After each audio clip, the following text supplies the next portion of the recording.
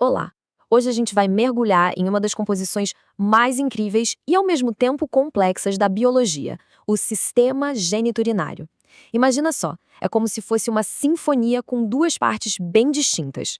A primeira parte, bom, ela é toda sobre manter a vida, sabe? Garantir que tudo no nosso corpo esteja em perfeito equilíbrio. Já a segunda parte, essa é sobre criar a próxima geração, sobre perpetuar a vida. Então, bora começar essa jornada pela histologia desses sistemas. Olha só o nosso caminho de hoje. A gente vai passar por 5 pontos principais. Primeiro, vamos entender por que esses dois mundos, o urinário e o genital, andam sempre juntos. Depois, a gente entra na arquitetura da filtração. Na sequência, exploramos a fábrica masculina que não para nunca. Depois, o despertar cíclico feminino e, para fechar com chave de ouro, a gente vai ver a grande orquestra hormonal que comanda tudo isso. Então, a primeira pergunta que surge é: por que estudar esses dois sistemas juntos? Eles parecem tão diferentes, né? Bom, a resposta está lá no comecinho de tudo, no nosso desenvolvimento embrionário. Eles basicamente nascem do mesmo bloco de construção e crescem coladinhos um no outro, mantendo essa vizinhança para o resto da vida. Tentar entender um sem o outro seria como ouvir uma orquestra prestando atenção só nos violinos e ignorando completamente os violoncelos. Não dá, né? A música fica incompleta. E esse diagrama aqui, ele resume tudo de um jeito bem visual. Ali no meio, na intersecção, tá o que eles têm em comum, a origem lá no embrião e essa proximidade física. Aí, de um lado, a gente tem o sistema urinário, que é tipo o guardião da homeostase, sabe? O responsável por manter o equilíbrio interno filtrando tudo. E do outro lado, o sistema genital, que é o arquiteto da perpetuação da espécie, focado em criar próxima geração. Ou seja, são duas missões bem diferentes, mas que vêm do mesmo lugar e trabalham lado a lado. Beleza, então vamos mergulhar na primeira parte dessa sinfonia, a arquitetura da filtração. Pensa comigo. Antes de qualquer show começar, o palco tem que estar impecável, certo? O sistema urinário é exatamente isso. Ele é o palco, a equipe de bastidores que rala sem parar para garantir que o ambiente interno do corpo, pH, pressão, níveis d'água, tudo esteja perfeitamente afinado. Sem essa base sólida, o espetáculo da vida simplesmente não rola. Os componentes a gente até já conhece, né? Os rins, que são os grandes filtros, os ureteres, que transportam tudo, a bexiga, que armazena, e a uretra, que é a via de saída. Mas o pulo do gato está no que eles fazem. A função principal, claro, é a homeostase, aquele ajuste fino e constante de água, eletrólitos, tudo mais. Só que tem mais. Os rins são também uma baita glândula endócrina. Eles não só limpam o sangue, eles ficam de olho em tudo, liberando renina para controlar a pressão e eritropoetina para avisar o corpo que precisa de mais glóbulos vermelhos. É um verdadeiro sistema de suporte à vida, atuando em várias frentes ao mesmo tempo. Incrível, né? Essa imagem dá um zoom fantástico na estrutura do rim. Olha só, do lado esquerdo a gente vê a visão geral, macroscópica. O córtex, essa parte de fora, mais granulada, é onde a primeira filtragem acontece. E a medula, essa parte mais interna, com as pirâmides, é onde a mágica da concentração da urina rola. Agora, se a gente der um super zoom, como mostra a imagem da direita, a gente chega na unidade funcional de tudo isso, o néfron. Pensa que cada rim tem cerca de 1 milhão desses operários minúsculos e super eficientes. 1 milhão! E aqui a gente tem um mapa do tesouro, a jornada dentro de um único néfron. Cada pedacinho que a gente vê nesse diagrama, começando pelo corpúsculo renal e indo até os ductos coletores, tem uma arquitetura de células, uma histologia que é única e perfeitamente desenhada para sua função. É como uma linha de montagem super especializada, onde o sangue é filtrado, o que é útil é reabsorvido e o que não presta é secretado. Cada parte sabe exatamente o seu papel. Essa tabela é fantástica porque ela mostra exatamente essa ideia de a forma segue a função. Olha só, lá no corpúsculo renal, os podócitos formam fendas que fazem uma ultrafiltração super seletiva.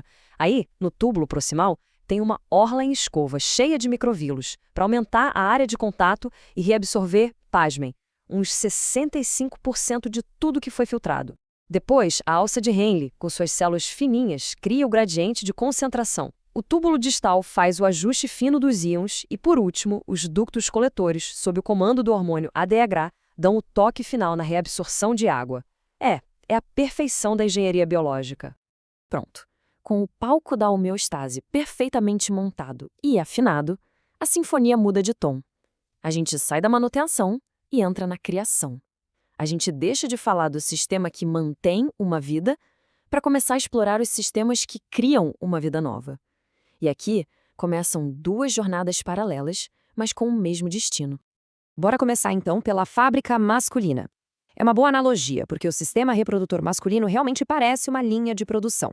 Contínua, super eficiente e projetada para uma coisa: produção em massa de gametas com o objetivo claro, a fertilização.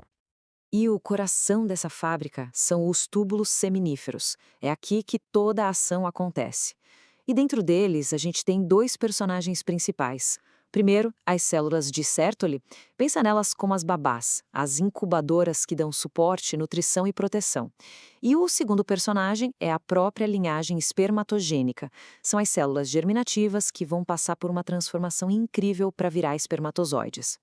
Mas a etapa final, a espermiogênese, essa é de cair o queixo.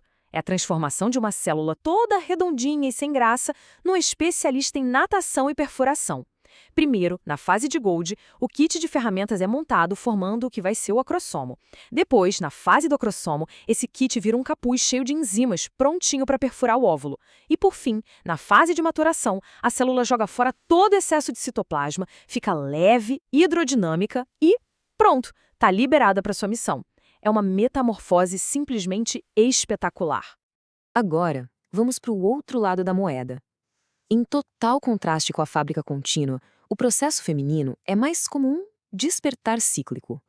Em vez de produzir milhões todo dia, aqui a gente tem uma reserva limitada de folículos que são acordados em ondas, um de cada vez, a cada ciclo.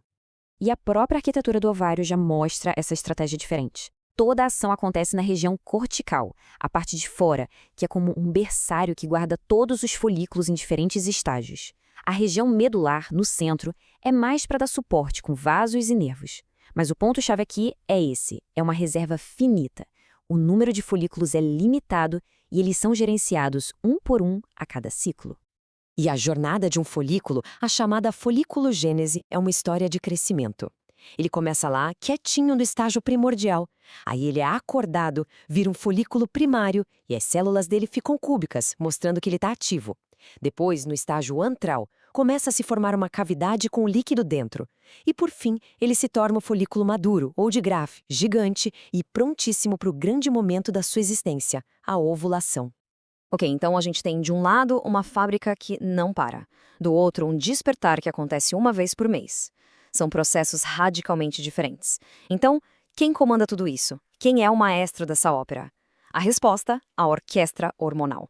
É o eixo hipotálamo-hipófise que rege esses dois solistas com uma precisão absurda. Olha que interessante essa comparação. Os instrumentos, ou seja, os hormônios, são basicamente os mesmos, LH e FSH. Mas a música que eles tocam é completamente diferente. No sistema masculino, o ritmo é constante. É um feedback negativo contínuo que mantém a produção de testosterona e esperma sempre no mesmo nível. Já no feminino, a música é cíclica, tem altos e baixos, e aquele pico absurdo de LH que serve como gatilho dramático para a ovulação acontecer. E é aqui que o contraste vira a chave de tudo. Vira complementariedade. De um lado, o masculino aposta na abundância, produção em massa, contínua, para garantir que sempre tenha gametas disponíveis. É um jogo de números. Do outro lado, o feminino aposta no investimento, um ciclo inteiro dedicado a preparar cuidadosamente um único gameta, nutrindo ele todo o ambiente ao redor. É a estratégia da quantidade contra a estratégia da qualidade. E as duas, juntas, são perfeitamente orquestradas para o mesmo objetivo, a vida. Isso nos traz de volta ao ponto de partida, a homeostase. Lembra do palco? É o trabalho incansável do sistema urinário para manter o equilíbrio interno. Porque, no fim das contas, sem esse palco estável, sem esse ambiente interno perfeitamente regulado, toda essa dança complexa da reprodução, com suas fábricas, seus despertares e seus picos hormonais, simplesmente não teria como acontecer. Então, no final, o que a gente vê é isso, uma sinfonia celular e hormonal que é de tirar o fôlego. O sistema urinário prepara o palco, mantendo tudo estável. E sobre esse palco, os sistemas genitais fazem o seu show. A espermatogênese cria o especialista em fertilização e o desenvolvimento folicular prepara o óvulo para gerar uma nova vida. E a ideia central que fica é essa: a gente tem mecanismos e ritmos totalmente distintos. Uma fábrica contínua de um lado, um despertar cíclico do outro, mas os dois são coordenados de forma perfeita pela mesmíssima orquestra hormonal. E o objetivo final é um só: perpetuar a vida. É a prova da elegância e da eficiência absurda da biologia. Isso tudo nos deixa como uma pergunta para a gente pensar, né? Essa dualidade da fábrica contínua contra o despertar cíclico é só um exemplo. Quantas outras sinfonias assim, quantos outros balés complexos e belos a biologia não esconde bem debaixo dos nossos narizes? Fica aí a reflexão. Muito obrigada pela companhia.